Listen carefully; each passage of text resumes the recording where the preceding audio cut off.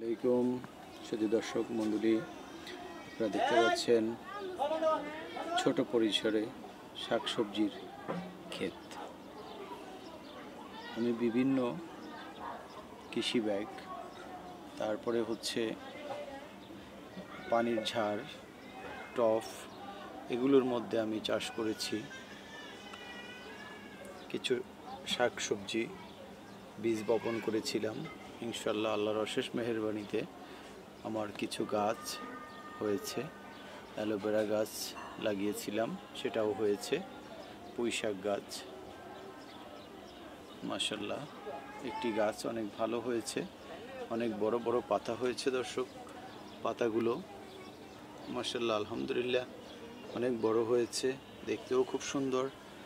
খেতে কেমন স্বাদ হবে তা জানি না। একদম কীটনাশক মুক্ত, কোনো সার দেওয়া হয়নি।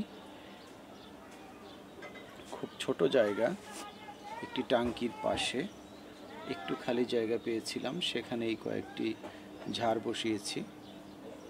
বসিয়েছি। অক্লান্ত পরিশ্রম করে এই ক্ষেতটি আমি করার চেষ্টা করছিলাম।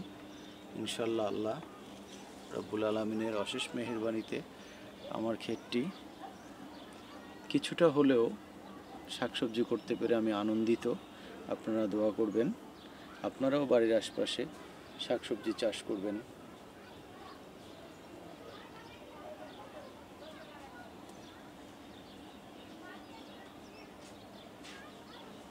এটি পুঁইশাক গাছ, তারপরে অনেক ধরনের গাছ হয়েছে। একটি পেঁপে গাছও হয়েছে, মাশাল্লাহ মাশাল্লাহ পেঁপে গাছ।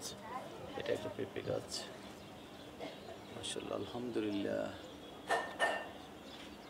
আসসালামু আলাইকুম ওয়া রাহমাতুল্লাহি ওয়া বারাকাতুহু।